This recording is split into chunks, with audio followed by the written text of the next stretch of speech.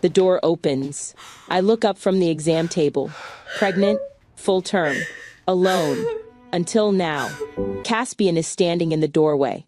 My husband, the man I walked away from months ago without a coat or a phone or a single word of goodbye.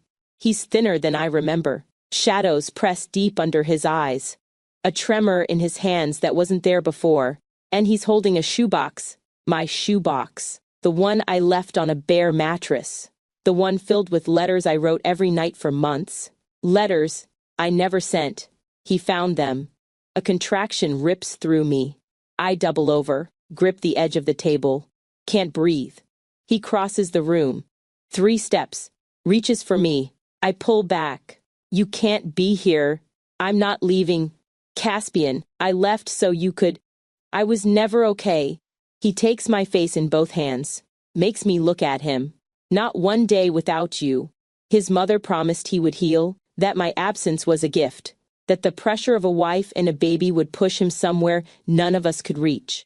But the man standing in front of me looks like he's been drowning for months. Another contraction. Stronger. The room tilts. A nurse rushes in, checks the monitor, looks between us. We're having a baby today, she says. I stare at Caspian. At the shoebox in his hands. At the evidence of every truth I was too terrified to speak out loud sitting in a battered Nike box. He read them. I can see it in his face. He knows I didn't take the money. He knows I've been working for cash, skipping meals, sleeping in rooms with no heat. He knows I left because someone sat across from me at our kitchen table and told me my love would kill him. And he knows who. How did you find me? I whisper. I never stopped looking. Every single day, I break. Not quietly. Not with dignity. The way a person breaks when they realize the worst thing they ever did was done entirely out of love. And it still destroyed everything. He holds me through it. And through the contractions that follow. I met Caspian at a cafe on the Lower East Side. One of those places with mismatched chairs and espresso that costs too much and tastes like it knows it. I had paint under my fingernails. Cadmium yellow, Prussian blue. The remnants of a commission I was finishing for a restaurant that would close 3 months later. He walked in wearing a suit that probably cost more than my rent for a year. I watched him order black coffee and sit alone by the window. He looked sad. Not the kind of sad people perform for sympathy. The kind they carry so long it settles into the bones. The kind they think no one notices. I told him so. Just walked up to his table like I had any right to be there and said, "You look sad." He stared at me for a long moment. Then he laughed. Short. Surprised. Like he'd forgotten he could make that sound. "Nobody's ever said that to me before," he said. "Nobody's ever looked?" He didn't answer. But he pulled out the chair across from him. "My name is Solange, not a family name. Not a name chosen with love by parents who wanted me. I was named after the nurse who found me as an abandoned infant in a hospital stairwell. A woman I never met. Her name was the only gift anyone ever gave me. Foster system from day one. No family, no inheritance. No doors that stayed open. I taught myself to paint because colors didn't leave. Because a canvas couldn't decide I was too much trouble, too quiet, too strange, too something. So when a man like Caspian Vane looked at me, really looked, I didn't trust it. Men like him don't notice women like me. We exist in different worlds, separated by zeros on a bank statement and generations of doors that open automatically for some people and stay locked for others. But he kept showing up at that cafe. Same table, same black coffee, and eventually he started ordering a second cup. The courtship was slow, careful. 2 wounded people learning how to stand close without flinching. I didn't know his story then. Not all of it, but I knew enough. I knew his father measured love in quarterly earnings. I knew his mother's affection always carried conditions he couldn't name, requirements he was somehow never quite meeting. And I knew he had no idea how to be loved without waiting for the other shoe to drop. We built something different, slowly. A place where performance wasn't required. He'd come to my studio, a rented room barely big enough for my easel, and watch me paint, not talking, not checking his phone, just present. I'd catch him smiling at nothing. When I asked what was funny, he'd say, "I'm not performing right now. I forgot what that felt like. I laughed at his terrible jokes. He learned to sleep through the night without his phone on the pillow. We traded damage like currency and found we were both carrying the same denomination. When he proposed, he didn't do it in public. No grand gestures. No photographers. Just a park bench overlooking the river where we'd sat 100 times before, and a ring he'd designed himself. The stone the exact color of the sky the first day he told me he loved me. The wedding was private. No press, no society guests. Just us and the officiant and the quiet certainty that we'd found something rare. I got pregnant 8 months after the wedding. When I told him, Caspian cried. Not from fear, not from worry, from something deeper. The overwhelming, terrifying realization that he was going to have a family. A real one. People who actually loved each other. I don't know how to do this, he said, wiping his face, embarrassed by his own tears. Neither do I told him. We'll figure it out. The nursery became our shared project. He wanted to hire decorators, designers, people with portfolios and waiting lists.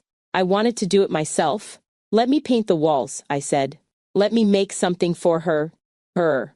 We didn't know yet if the baby was a girl. But I called her her anyway, and Caspian never corrected me.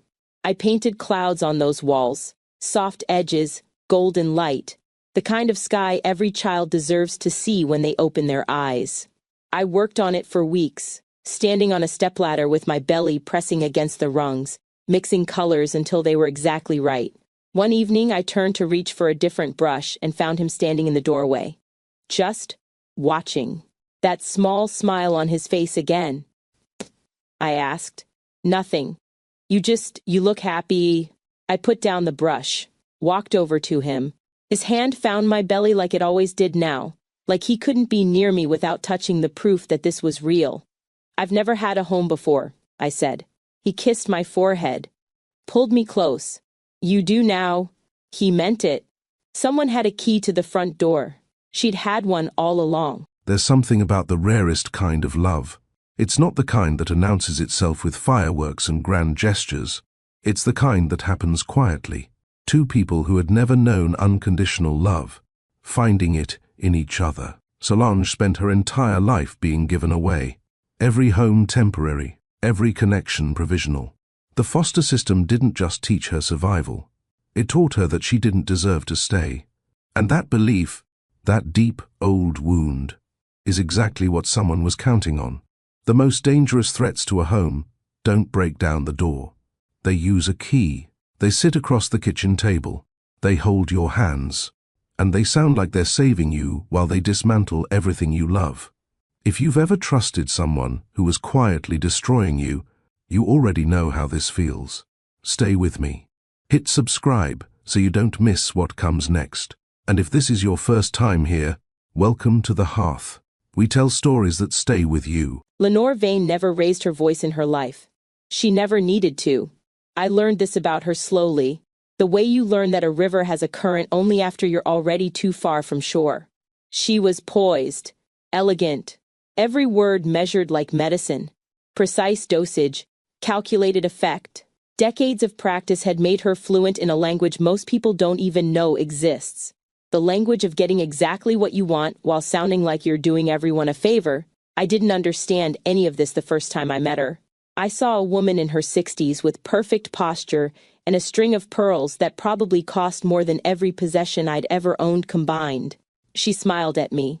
Warmly, I thought. Told Caspian she was happy he'd found someone who clearly cared about him. I believed her. Why wouldn't I? I had no framework for a mother who performed love as strategy. The foster system gave me many things. Resilience, self-reliance, an ability to read a room for danger, but it didn't give me experience with this particular kind of threat. The mothers I'd known were absent or overwhelmed or temporary. None of them had the time or resources for psychological warfare. Lenore had both. And she decided long before I got pregnant that I was unfit to carry the Vane name. But she was too intelligent to attack directly. She knew Caspian would defend me. She'd watched him pull away from her control inch by inch since we'd married. Missing Sunday dinners, declining invitations to galas, spending weekends in my cramped studio instead of at her country estate. She recognized the threat I posed, not to Caspian, to her. The Tuesday visit. Caspian was in London for a 3-day acquisition meeting. He'd kissed me goodbye at 4 in the morning, hand lingering on my belly, and promised to call every night. I was painting when the doorbell rang. Still in my studio clothes, an old shirt of Caspian's that barely buttoned over my stomach now, streaked with the same Prussian blue I'd been using on the nursery clouds. My hair pulled back with a rubber band. I probably had paint on my face. Lenore stood on the doorstep holding a box of pastries and a thermos of tea. "I hope I'm not intruding," she said. "I was in the neighborhood and thought you might like some company." I should have been suspicious. Lenore had never dropped by unannounced. She'd never brought me anything. Our interactions had been limited to formal dinners and holidays where she presided over the table like a queen granting audience. But I was 7 months pregnant, my husband was overseas, and I was lonely. I stepped aside and let her in. We sat at the kitchen table. She poured tea into cups she'd brought herself. Delicate china with gold rims. She complimented the nursery, said she'd peeked through the open door and the mural was surprisingly accomplished. I thanked her. Didn't catch the condescension buried in the word surprising. Then she reached across the table and took my hands. Her skin was cool and smooth. Her grip gentle but firm. She looked at me with an expression I read as maternal concern. The kind of expression I'd spent my whole life hungering for. "I want to thank you," she said, "for what you've done for my son." "I haven't done anything. I just love him." "That's exactly what I mean." She squeezed my hands. "He's different with you. Lighter. I can see it." Warmth spread through my chest. Maybe I'd been wrong about her. Maybe the distance I'd felt wasn't coldness, but simply the way she showed affection. Reserved, formal, a product of her generation. "But I'm worried," she continued. The warmth cooled. "Worried about what?" "About him. About what this pregnancy is doing to him. He's happy. He's excited. He's hiding it from you." Lenore's voice stayed gentle, almost sad. The strain, the weight of it. "You wouldn't see it because he doesn't want you to see it.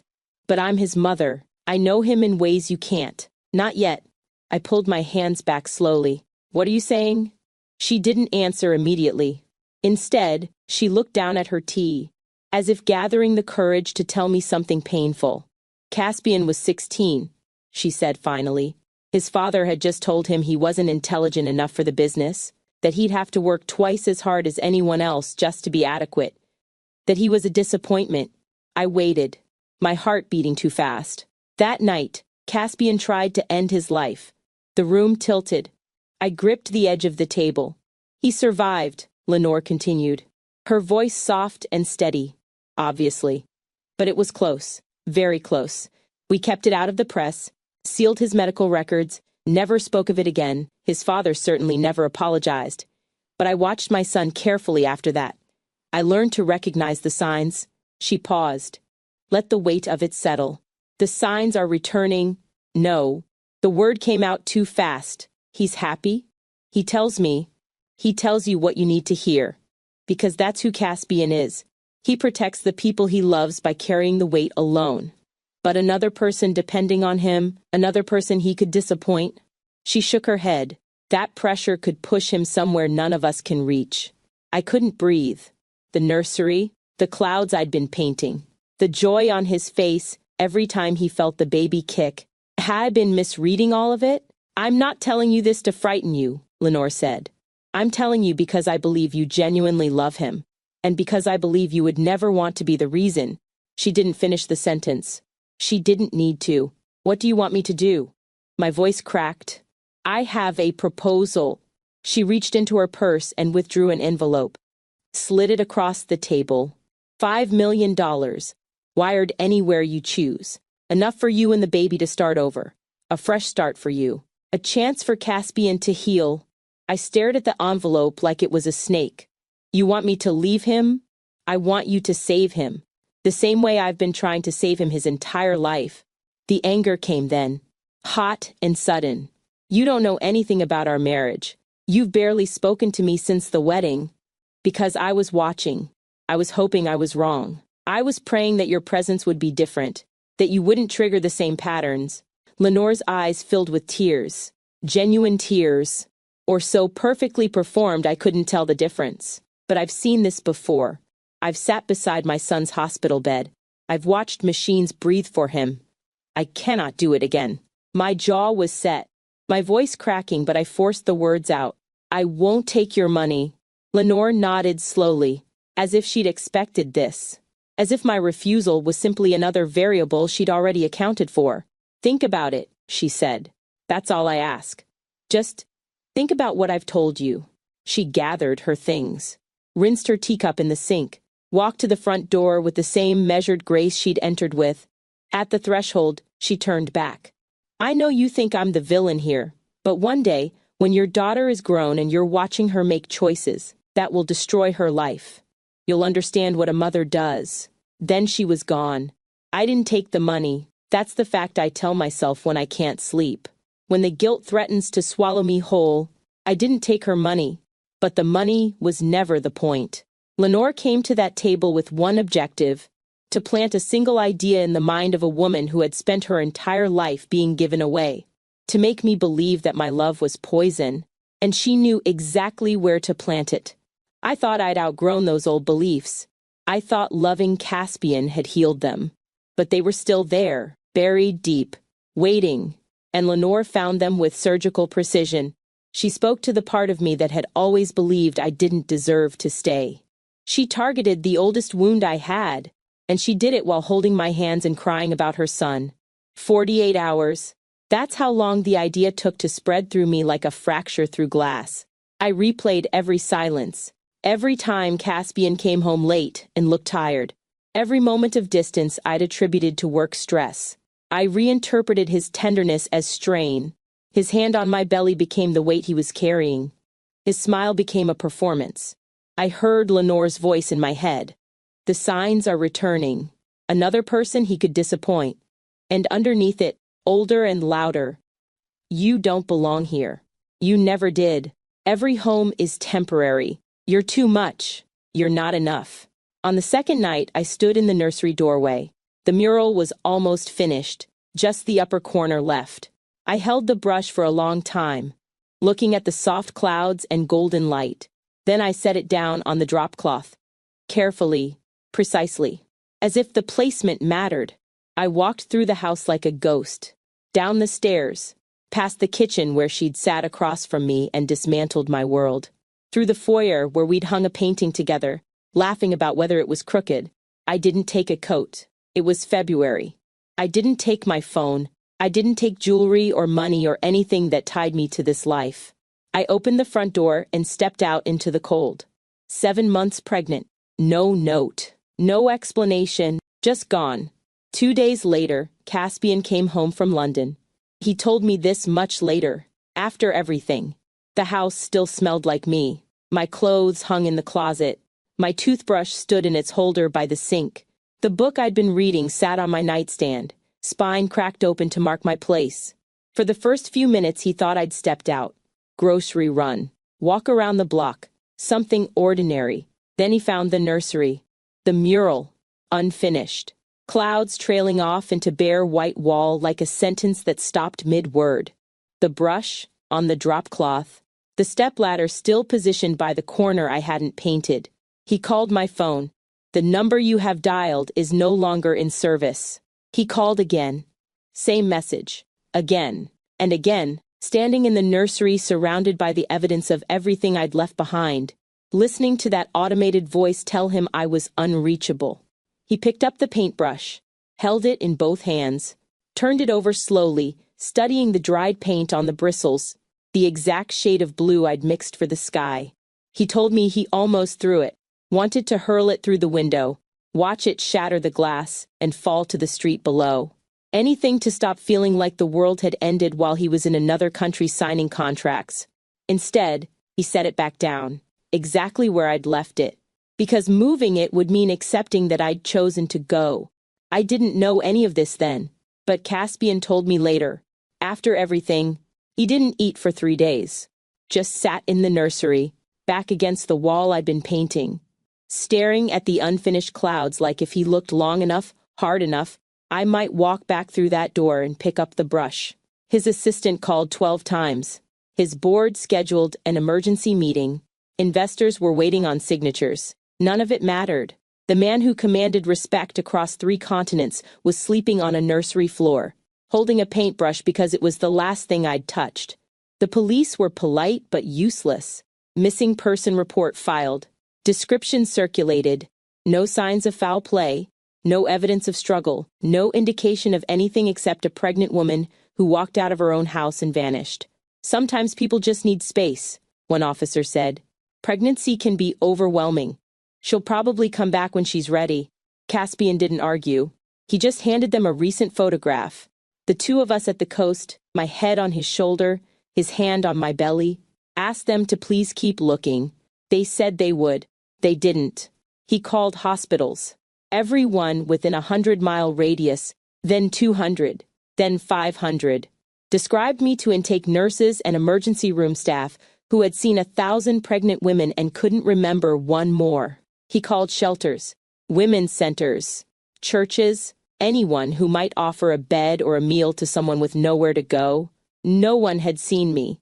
He converted his empire into a search operation. 3 private investigation firms running simultaneously. The best in the country, he was told. Specialists in locating people who didn't want to be found. But I wasn't hiding. Not the way they thought. I wasn't using a fake name or covering my tracks or running from something. I was just existing the only way I knew how. Small, invisible, taking up as little space as possible. I paid cash, worked under the table, slept in rooms rented by the week with no lease, no paperwork, no institutional record. I didn't own property. I had no credit history worth tracking, no digital footprint, no bank accounts pinging locations. Nothing that left a trail. A billionaire's investigators can trace money. They can follow paper. They can reconstruct someone's entire life from the debris of modern existence. Receipts, transactions, phone records, surveillance footage, but there was nothing to trace. I was invisible the way I'd been invisible my entire life. And all the money in the world couldn't find someone who had never learned how to be seen. He drove to the cafe where we met, sat at the same table, ordered 2 black coffees and watched one go cold. He went to the park bench where he proposed. Stood there for an hour in the rain, staring at the river, trying to understand what he'd missed, what he'd done wrong, what I'd needed that he hadn't given. He drove to the coastal town where we honeymooned, walked the same beach, stood outside the little rental house with the blue shutters where we'd spent a week doing nothing but existing together. Every place we'd been happy felt like a crime scene now. Evidence of something beautiful that had been destroyed, and no matter how many miles he covered, no matter how many investigators he hired, no matter how many times he replayed the last conversation we'd had, him kissing me goodbye in the pre-dawn dark, promising to call from London, he couldn't find me. But the leads that did surface were dying before they reached him, because Lenore was killing them.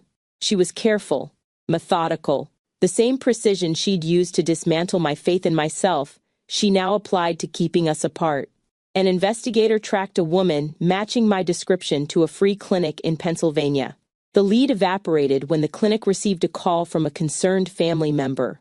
Lenore, using a voice thick with worry, explaining that the woman in question had explicitly asked not to be contacted, that she was struggling with mental health issues and needed space. The clinic flagged my name, added a note to the file. If anyone came looking, they were to be turned away. A shelter in Delaware reported a pregnant woman who'd stayed there briefly, gave a partial description that could have been me. The investigator arrived to find the records had been misplaced. The staff member who'd filed the report suddenly couldn't recall any details, and a generous donation had been made to the shelter the day before. Anonymous, earmarked for renovations. One investigator got close, stood outside the laundromat window where I worked, had my description, was looking right at me through the glass while I folded sheets, my belly pressing against the counter. Then his phone rang. Lenore's voice. Whatever she told him made him turn around and walk away. I never even knew he'd been there. Lenore fed false sightings to 2 of the 3 firms, sent them chasing shadows across state lines. California, Texas, Colorado, places I'd never been. while the real leads withered and died from carefully applied interference.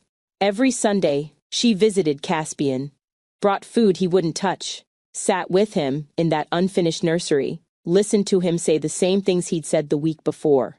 That something was wrong, that I wouldn't just leave, that someone must have taken me or hurt me or convinced me of something untrue. And every Sunday she gently suggested he consider the alternative. Maybe she made a choice, Lenore would say. Maybe she decided this life wasn't what she wanted. No, Caspian's voice, raw, certain. She wouldn't do that. I know it's painful. But sometimes people surprise us. He heard those words and felt them land deep, in the place where his mother's voice had always carried authority, not because she was right, but because she was the only constant he'd ever had. His father was dead. His childhood was a graveyard of expectations and failures. The few relationships he'd attempted before me had been transactional, strategic, emptiness dressed as connection. Lenore was the only person who'd been there his entire life, the only one who'd never left. He didn't know how to factor in the possibility that she was lying, because she'd never given him a reason to learn that skill. She'd spent decades conditioning him to read her control as care, to trust her framing of reality over his own instincts. And now, in his most desperate moment, that lifelong conditioning held. He didn't believe her completely, but he couldn't disbelieve her entirely. And that hesitation, that tiny fracture of doubt she'd planted, was enough to slow him down, to make him second-guess the investigators who said they were close, to make him wonder if throwing more money at the search was just prolonging the inevitable. 4th month. Lenore sat across from him at the kitchen table, the same table where she'd destroyed me, tears in her eyes. Real tears, or the kind she'd perfected over decades. I need to tell you something, she said. I didn't want to. I thought it would be crueler to tell you than to let you keep hoping. But you're not eating, you're not sleeping, you're disappearing in front of me. Caspian looked up, hollow-eyed, 20 pounds lighter, hands shaking from exhaustion and malnutrition. I reached out to Solange, Lenore said quietly, privately. I tried to bring her back. His entire body went still. I found a way to contact her. I offered to help, offered her money if she needed it, begged her to at least let you know she was safe. Lenore's voice broke. She took $5 million. And she asked me to tell you she doesn't want to be found. The world stopped. Caspian stared at his mother, tried to process what he was hearing. The woman he loved, the woman who'd told him she'd never had a home before, who'd cried in his arms about being abandoned her whole life, had taken money and walked away. Part of him wanted to believe it. The part Lenore had shaped since childhood. The part that had learned disappointment as a first language. The part that expected people to leave. But another part, the part I had built in him. The part that had learned what it felt like to be loved without conditions. Refused. I don't believe you, he said. Lenore's face crumpled. I have the wire transfer records. I can show you. Then show me. She didn't. Because they didn't exist. But she looked at him with such profound sadness, such maternal anguish, that the refusal felt like mercy, like she was protecting him from a truth too painful to see documented. I wish I was lying, she whispered. I wish I could give you a different answer. He stood up, walked out of the room, left her sitting there. But the seed was planted. The lie was in his head now, mixing with exhaustion and grief and the slow starvation of hope. He fired 2 of the investigation firms, hired a 3rd, told them to start over, ignore previous leads, assume nothing. He set up a $50 million trust fund in my name, had his lawyers draft a document that would activate the moment I accessed it, left a handwritten note in the file, whenever you're ready to come home. I never saw it, didn't know it existed. Every night Caspian called my disconnected number, left voicemails that went nowhere, talked about his day, the weather, the nursery that still smelled like my paint, how much he missed me, how sorry he was for whatever he'd done, how he'd spend the rest of his life making it right, if I'd just tell him what it was. Some nights he just cried, held the phone and broke apart and let the recording capture it. He fell asleep on the nursery floor, every single night, back against the unfinished wall, The paintbrush within reach. He never picked it up again. Never tried to finish what I'd started. Because finishing it would mean accepting that I wasn't coming back to do it myself. I was only 2 cities away, living in a rented room above a convenience store with walls so thin I could hear every passing truck. Working double shifts at a coin laundromat for cash that barely covered food. 8 months pregnant. Alone. Barely surviving. That $50 million trust fund Caspian set up, it sat untouched.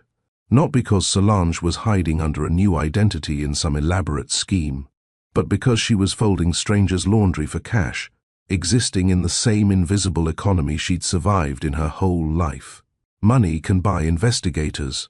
It can buy access. But it can't find someone who was never taught to believe they deserve to be found. And Lenore understood that. She watched her son starve himself on a nursery floor, watched him lose weight, lose focus, lose pieces of himself month after month.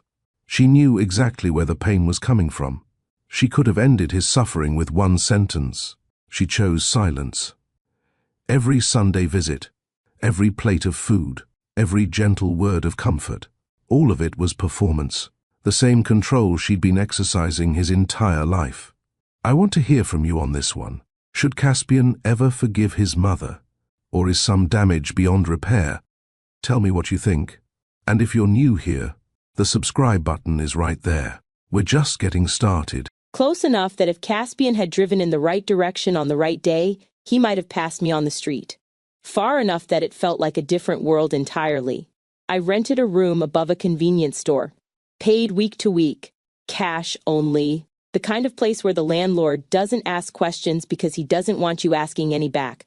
Single window that faced a brick wall. Mattress on the floor. No heat except what bled up through the floorboards from the store below. The walls were thin enough that I heard everything. Trucks rattling past at 3 in the morning. Arguments from the apartment next door. The ding of the store's door chime every time a customer walked in. At night, I'd lie on that mattress with my hand on my belly, feeling the baby move, and I'd count the sounds. Tried to turn them into something other than loneliness. It didn't work. I got a job at a coin laundromat 6 blocks away. The owner paid under the table. Didn't care that I was pregnant, or that I had no references, or that I looked like I'd been sleeping on the street. He just cared that I showed up. Double shifts. Folding strangers' clothes while my belly pressing against the counter. The uniform was secondhand. A pale blue shirt that had belonged to someone smaller. By my 7th month, it didn't button anymore. I wore it open over a tank top and pretended not to notice people staring. The work was mindless. Repetitive. Fold, stack, sort. Hot steam from the industrial dryers. The chemical smell of detergent. My hands red and cracked from the heat and the constant motion. I was good at it. Good at being invisible. Good at taking up as little space as possible while still accomplishing what was required. Years of practice had made me good at this. I told myself I was doing the right thing. Every morning, every shift, every night alone in that cold room. I ran the same script in my head like a prayer I was losing faith in. Caspian is healing. He's better without me. The pressure is gone. He can breathe again. I pictured him back in his office, focused, sleeping through the night, no longer carrying the weight of a wife and a child, and the fear that he might fail us the way his father told him he failed everything. I pictured Lenore visiting him, bringing him food, telling him he looked better, healthier, that she'd been right to worry but wrong to doubt his resilience. I pictured the nursery door closed, the mural covered over or painted white, the evidence of me erased so he could start fresh.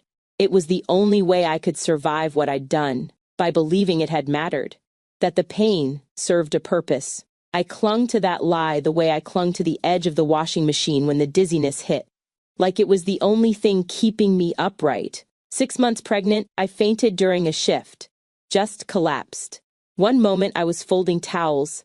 The next I was on the floor with the owner crouched over me asking if I needed an ambulance. I said no. Ambulances cost money. Hospitals asked questions. He drove me to a free clinic instead. Sat in the waiting room while a nurse took my blood pressure and told me I was severely anemic and malnourished. "You need to eat more," she said, not unkindly. Just stating a fact. Your body's trying to build a baby. It can't do that on nothing. I nodded.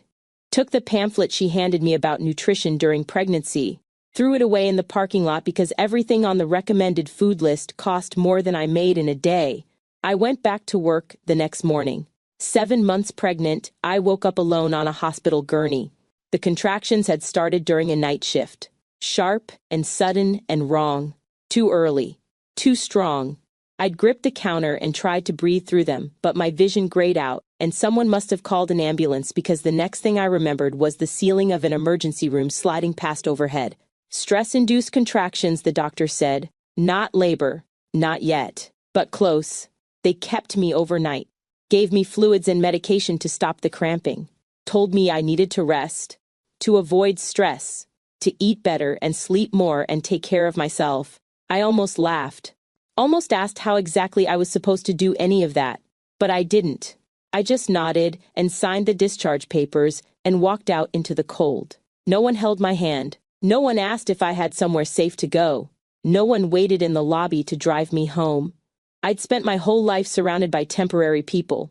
Caseworkers, foster families, classmates who forgot my name as soon as I moved to the next placement.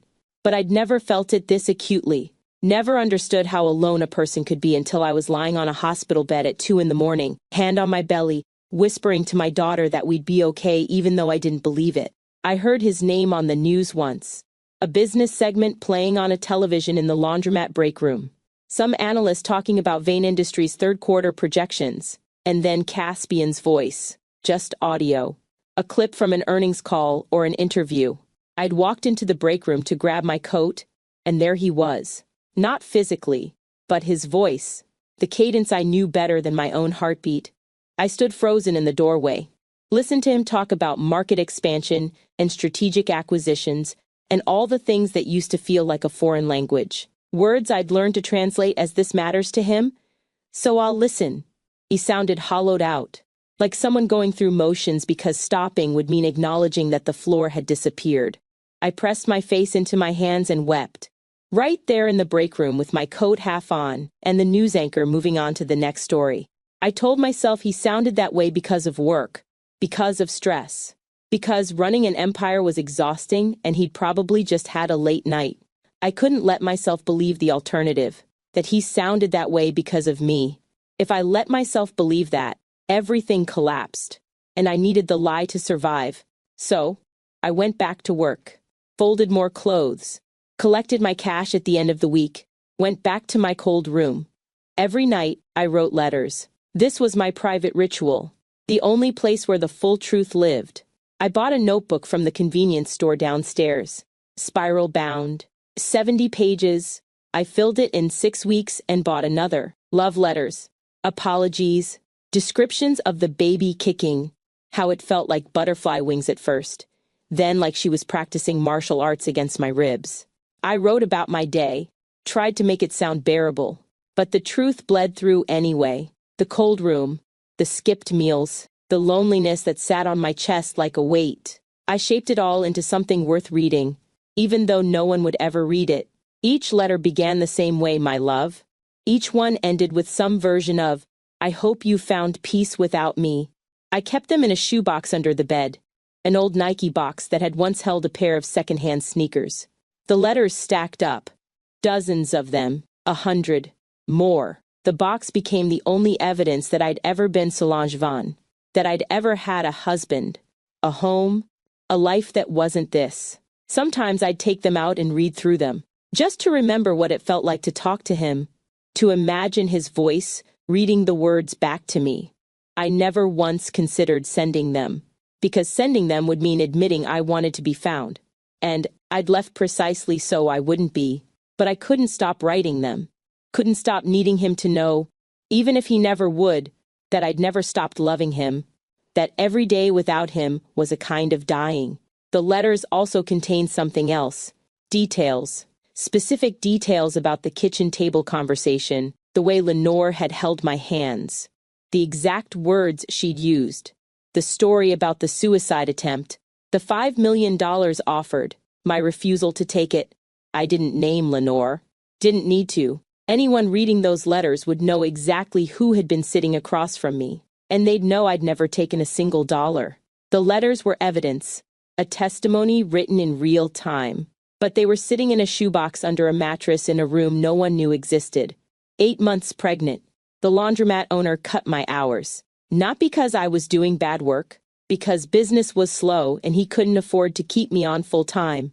I understood, didn't argue, just took the reduced shifts and started calculating how long I could survive on what I made. The answer was, not long. I'd been skipping meals for weeks, eating once a day, sometimes less, telling myself the baby was getting what she needed and I could handle the hunger. But my body was failing. I could feel it. The exhaustion that didn't lift no matter how much I slept. The dizziness that came in waves. The way my vision would blur at the edges when I stood up too fast. I needed to move somewhere cheaper, somewhere I could stretch the money further. I packed what little I owned into a single duffel bag. The clothes I'd been rotating for months. A blanket. The notebook I was writing in. The shoebox of letters. The bag was full. The shoebox wouldn't fit. I stood there in that empty room, staring at the box, trying to decide what to leave behind to make space. Then a sharp cramp doubled me over. I gripped the edge of the mattress, breathed through it, told myself it was nothing. The landlord's nephew was waiting downstairs to drive me to the new place. I heard him honking, impatient. Another cramp, sharper this time. I grabbed the bag, left the shoebox sitting on the bare mattress, told myself I'd come back for it, that I'd find a way to pick it up later. I didn't. By the time I was gone, the landlord had already started clearing the room, and the shoebox, the only place where the entire truth lived, written in my own hand, dated and detailed, was sitting there on that bare mattress. A shoebox of unsent letters on a bare mattress. The entire truth sitting inside it. Love leaves evidence that survival instincts can't erase. Solange kept writing to a man she'd never send a word to. Kept being his wife in the only space she had left. A spiral notebook and an old Nike box. The foster system taught her to disappear without a trace. And it nearly worked. But the heart doesn't follow survival protocols. Someone is about to open that box. And when they do, nothing will be the same. If you want to see what happens next, you know what to do. 3 weeks passed before the landlord cleared my old room. He'd been meaning to get to it sooner, but the building had other issues. Broken pipe, electrical problem, the kind of maintenance that eats up time and money. When he finally climbed those stairs with garbage bags and cleaning supplies, he found the room exactly as I'd left it. Bare mattress, dust on the windowsill, and a shoebox sitting in the middle of the floor. He almost threw it away. He opened it instead, just curious, just checking to see if it was empty or if I'd left something worth keeping. The letters spilled out, dozens of them, folded pages covered in my handwriting. He pulled one out at random, started reading. My love, she kicked today during my shift, right in the middle of folding someone's bedsheets. I had to stop and put my hand on my belly and just feel her moving. I wanted so badly to call you, to tell you she's strong, that she's real, that she's ours. I hope you're sleeping better now. I hope the weight I put on you is gone. I hope you're waking up without that heaviness I used to see in your eyes when you thought I wasn't looking. I miss you so much it feels like drowning. The landlord read 3 more. Then he saw the name, Caspian Vane. He recognized it immediately. Everyone recognized that name. Vane Industries, the kind of person who existed in a different stratosphere than a coin laundromat in a dying neighborhood. He pulled out his phone, searched for Vane Industries, found the corporate number, called. The receptionist transferred him 4 times, each person more confused than the last about why a landlord was calling about a box of letters. But there was a standing instruction buried in the system, one that Caspian's assistant had entered months earlier and never removed. Anything connected to a woman named Solange, any hour, any reason, directly to him. The call reached her desk at 2 in the afternoon.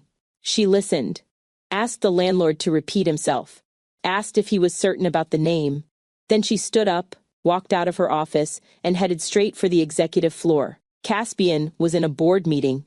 12 people around a table discussing a merger he'd stopped caring about months ago. He was there physically, answering questions when asked, signing documents when required. But the part of him that used to find meaning in this work had been gone since February. His assistant opened the door without knocking. The room went silent. She never interrupted meetings. Never. It was an unspoken rule born from years of working together. If she was walking through that door, something demanded his immediate attention. She crossed the room, placed a shoebox on the conference table directly in front of him. No explanation, no preamble. Just the box. Caspian stared at it. Then at her. "A landlord found it," she said quietly, "in a room that was rented to a woman named Solange. He opened one of the letters and saw your name."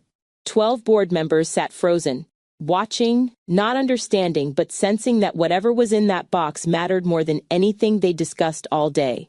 Caspian reached for it with shaking hands, lifted the lid. Letters. Dozens of them. Folded notebook pages covered in handwriting he would have recognized blind. The same script that used to leave notes on the bathroom mirror. "Good morning. I love you. Don't forget to eat." He pulled one out, unfolded it, started reading, then the second, then the fifth, then the 10th. He read standing, hands trembling, breath coming too fast. No one moved. No one spoke. No one checked their phone or shuffled papers or did anything except witness a man coming apart. The letters destroyed every lie Lenore had built. Every single one. I had never taken money. I was living in a rented room above a convenience store, working for cash at a laundromat, skipping meals, nearly losing the baby alone on a hospital bed because I couldn't afford proper care. I didn't leave because I stopped loving him. I left because someone told me about his suicide attempt. The letters didn't name Lenore. They didn't need to. The details were specific enough. The kitchen table, the gentle voice, the maternal concern, the story about a 16-year-old boy and a night that nearly ended his life. Information Caspian had shared with exactly one person, his mother. She'd taken the worst moment of his entire life. The memory he'd buried so deep he almost convinced himself it hadn't happened, and she'd weaponized it. Used it to convince me that my love was dangerous, that staying would kill him. Then she'd lied about the money, told him I'd taken $5 million and asked never to be contacted. Watched him believe it, watched him doubt himself, watched him starve on a nursery floor for months, knowing she could end his suffering with a single sentence. She watched and said nothing. The architecture of trust Lenore had built inside her son. Every conditioned instinct to believe her, to defer to her judgment, to read her control as care, collapsed, not slowly, all at once. Because the evidence wasn't ambiguous. It was my voice, written in real time, dated entries spanning months, descriptions of poverty and loneliness, and a love that never stopped, even when I believed staying would destroy him. Caspian left the boardroom without a word, didn't explain, didn't apologize. Just gathered the letters back into the box, tucked it under his arm, and walked out. His assistant followed, asked if he needed anything. A car. His lawyer. Time. The address? He said. Where the landlord found these, I need it now. She already had it pulled up on her phone. He drove to his mother's house without calling ahead. Walked through the front door using the key he'd had since childhood. The same key she'd given him at 16, with a little speech about always having a home to come back to. He'd believed her then. Lenore was in the sitting room, reading. Classical music playing softly from the built-in speakers. She looked up when he entered. Smiled. Caspian. What a lovely surprise. I was just thinking about... He set the shoebox on the dining table, the same table where she'd sat with me. Poured tea, held my hands, dismantled his marriage. Lenore's smile faltered. Just for a second. But he saw it. What is that? She asked. You tell me. She stood, crossed to the table, looked into the box without touching it. Her face didn't change, didn't show panic or fear or even surprise, just a slight tightening around the eyes. Where did you get these? A landlord found them. In the room Solange was renting, above a convenience store. His voice was level, too level. She's been there for months, working at a laundromat, barely eating, nearly losing our child because she couldn't afford medical care. Lenore said nothing. You told me she took $5 million, Caspian continued. You said she asked never to be contacted. You sat across from me every Sunday and watched me destroy myself looking for her. And you knew. You knew where she was. You knew why she left. You knew everything. Still nothing. Say something, he said. Lenore met his eyes. And when she spoke, her voice carried the same measured tone it always had. The same control. The same absolute certainty in her own correctness. I did what I had to do, she said. She was going to ruin you. An orphan with no name, no family, no standing. Raising a vain heir. I saved this family. The words confirmed what he'd spent his entire life trying not to see. That his mother's love had always been conditional. Always transactional. Always in service of an image, a legacy, a version of him that fit her requirements. She'd watched him stop eating. Watched him lose weight and focus in pieces of himself month after month. Watched him sleep on a nursery floor clutching a paintbrush because it was the last thing I had touched. She could have ended it at any time. One sentence, one confession, one moment of honesty. She chose not to. Every Sunday visit, every plate of food, every gentle word of comfort. All of it was performance. You didn't save me, Caspian said quietly. You destroyed the only thing that was keeping me alive. Lenore's composure cracked. Just slightly. You'll understand when she disappoints you.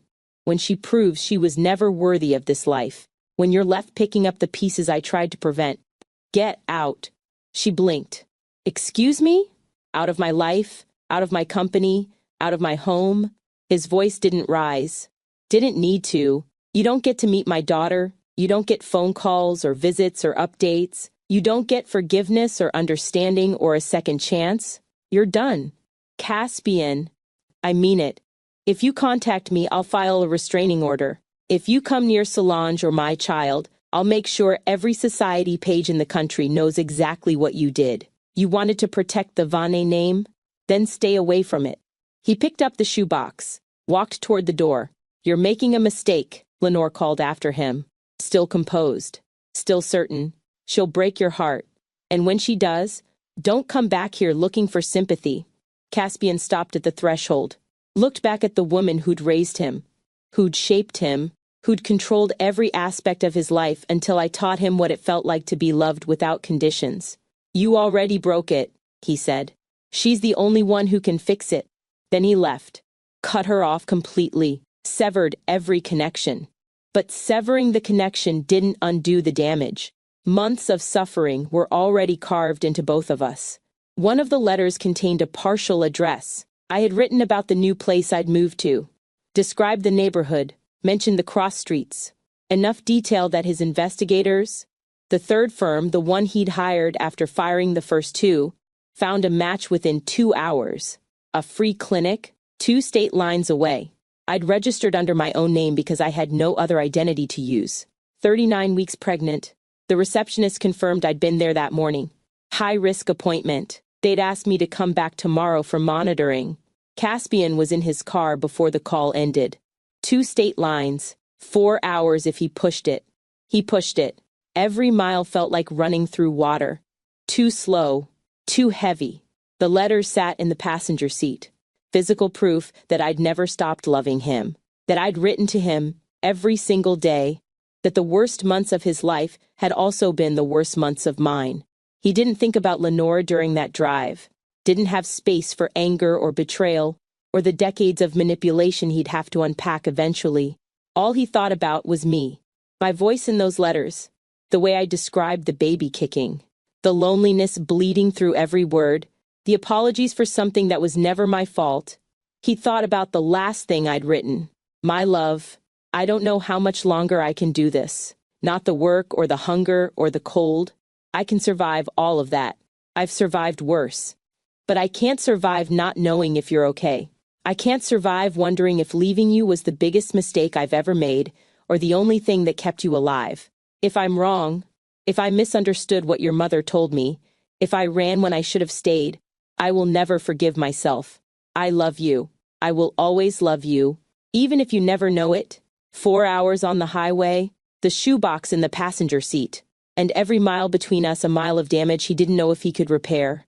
The clinic was small, understaffed, overwhelmed, the kind of place held together by dedication and grant money and people who'd chosen this work because they believed healthcare was a right, not a commodity. Caspian walked through the entrance in a suit that cost more than the building's monthly operating budget. Every head turned. The receptionist looked up from her desk with the expression of someone trying to place a face they'd seen on television. "I'm looking for Solange," he said. "No last name. Didn't need it. She's pregnant. She was here this morning." The receptionist hesitated. Privacy laws, protocols, a dozen reasons to say no. Then she saw his face. Whatever she read there, desperation, grief, hope, hanging by a thread, made her decision for her. "Room 6, she said quietly. End of the hall. He didn't run. Wanted to. Forced himself to walk. Each step deliberate. Controlled. Because running would mean acknowledging how terrified he was that he'd come this far and still be too late. The hallway smelled like disinfectant and floor wax. Doors on either side. Most of them closed. Room 6 was at the end. Door half open. He stopped at the threshold. I was sitting on the exam table. Hospital gown. Bare feet hanging over the edge. One hand pressed to my belly, the other gripping the edge of the table like I needed the support to stay upright. He looked at me. I looked at him, and everything I'd told myself for months, every justification, every prayer, every lie I'd repeated to survive, fell apart. Because the man in the doorway wasn't healed, wasn't better, wasn't free of me. He was wrecked. Between contractions, I told him the names I'd chosen, whispered them like a confession. Names I'd picked alone in that cold room above the convenience store. Names I'd tested against my tongue while lying on a bare mattress, hand on my belly, imagining a future where my daughter would have the family I never did. "I like them," Caspian said, voice rough. "She'll like them too." Another contraction. Stronger this time. I gripped his hand hard enough to hurt. He didn't pull away. A nurse came in, checked my vitals, announced calmly that we were having a baby today and did I want to move to a delivery room or stay here. "Here," I said. This clinic had been my lifeline for months. The only place that treated me like I mattered. I wasn't leaving. The nurse nodded. Started prepping the room. Caspian stayed exactly where he was, one hand holding mine, the other resting on my belly, feeling his daughter move beneath his palm. "I'm sorry," I whispered. "Don't. I should have stayed. I should have trusted. We'll talk about it later." He kissed my forehead. "Right now, just breathe." I did, and he breathed with me. Our daughter was born just after 3 in the morning. Small, loud, alive. The nurse handed her to Caspian first because my arms were shaking too hard. Trembling from exhaustion and adrenaline and months of carrying weight I was never supposed to carry alone. He looked down at his daughter's face and cried. Not the silent tears he'd shed alone on the nursery floor, not the controlled grief he'd learned to perform in public. This was raw, overwhelming. If the landlord had thrown away that shoebox, if the receptionist had refused to give him the room number, if he'd arrived 1 day later or 1 hour too late, if any single piece had fallen differently, he wouldn't be holding his daughter right now. He kissed the baby's forehead, then mine. "You gave up everything to protect me," he said quietly. "Now let me protect you." What just happened? This reunion, this birth. It's the moment a lot of stories would call the ending. The couple back together, the baby safe, the villain exposed and banished. But coming home is not the same as being home. This baby was born in a free clinic, not because Caspian couldn't afford better, but because one woman decided an orphan wasn't worthy of her son's name. And that decision set off a chain of events that nearly killed both of them. Lenore is cut off, exiled, no access to her son or her grandchild. And for some people, that would be enough. They'd accept the loss and move on. But Lenore Vane spent decades perfecting the art of control. Watching her son starve on a nursery floor didn't move her to confession. Watching Solange disappear into poverty didn't trigger remorse. Losing control wasn't an ending for someone like her. It was a provocation. Caspian and Solange are together now, but the trust between them isn't damaged. It's gone. Rebuilding it, if they can, will require something harder than grand gestures. The small, unglamorous daily act of choosing each other when every instinct says to protect themselves. So, here's my question for you. Do you think Lenore is finished, or is she just getting started? I've got my own theory, but I want yours first. Drop it in the comments. And if you've been watching without subscribing, now's the moment, because what comes next is going to test everything. 3 days later, Caspian brought us home. He'd wanted to stay at the clinic longer, hire private nurses, make sure I had every resource. I refused. Said I wanted to go home. The word landed different now. Home. The place I'd fled. The place I'd spent months believing I had no right to. I stood in the foyer holding our daughter against my chest. Just stood there, taking in the clean air, the soft light, the safety of walls that weren't thin and windows that didn't face brick. Caspian watched me. Didn't speak. Just let me process at my own pace. I walked through the room slowly, touching walls, door frames, the edge of the kitchen counter, like I needed to confirm they were real, that this wasn't another version of the fantasy I'd lived in for months. The one where I came home and everything was forgiven, and the damage could be erased. I knew better now. Damage didn't erase. It just changed shape. I reached the nursery last. The door was open, exactly as I'd left it. The mural, half finished, clouds trailing into bare white wall. The brush still resting on the drop cloth in the precise position where I'd set it down months earlier. He hadn't moved it, hadn't touched the wall, hadn't hired someone to finish what I'd started. He'd been waiting. I stepped into the room, set the baby carefully in the crib he'd assembled before I left, walked to the wall, picked up the brush. The paint was dried, the bristles stiff, useless. I held it anyway, turned it over in my hands. Then I set it down, crossed to the small table where I'd kept my supplies, found a new brush, found the paint I'd mixed myself, the exact gold I'd been saving for the final details. My hands shook as I dipped the brush, raised it to the wall, made one single stroke, thin, barely visible, a line of gold cutting through the clouds. I stepped back, stared at it. Caspian appeared in the doorway, watching. I don't know if I can finish it, I said. You don't have to finish it today. I don't know if I can finish it ever. He crossed the room, stood beside me, both of us looking at the wall. At the mural I'd started when I believed I deserved to stay. One stroke, he said. That's all you need to do, just one. And tomorrow if you want, you can do another. I nodded. Didn't trust myself to speak. He wrapped his arm around my shoulders, pulled me close, and we stood there in the unfinished nursery with our daughter sleeping in the crib behind us and months of damage stacked between us like debris. That night, we lay in bed together, not as lovers, not even close. The space between us was too full of things unsaid, apologies that didn't cover the scope of the harm, questions neither of us knew how to answer. Our daughter slept between us, small and warm, the only uncomplicated thing in the room. I whispered, I'm scared to stay. Caspian whispered, I'm scared you'll leave. I won't. You did before. The words weren't accusatory, just factual, a truth we both had to live with now. I thought I was saving you, I said. I know. Your mother told me. I know what she told you. His voice was tight, controlled. I read the letters. Silence. Then, all of them? All of them. I turned my head, looked at him in the dark. I never stopped loving you. I know. I never stopped looking for you. More silence. The kind that sits heavy, that carries the weight of everything we'd both survived and everything we'd both lost. I haven't forgiven myself, I said, for leaving, for believing her, for not trusting that we were strong enough to. We weren't strong enough. Caspian's hand found mine in the dark, laced our fingers together. That's the part we have to accept. We built something beautiful, but it wasn't strong enough to survive her, and that's not your fault. It feels like my fault. It feels like mine too.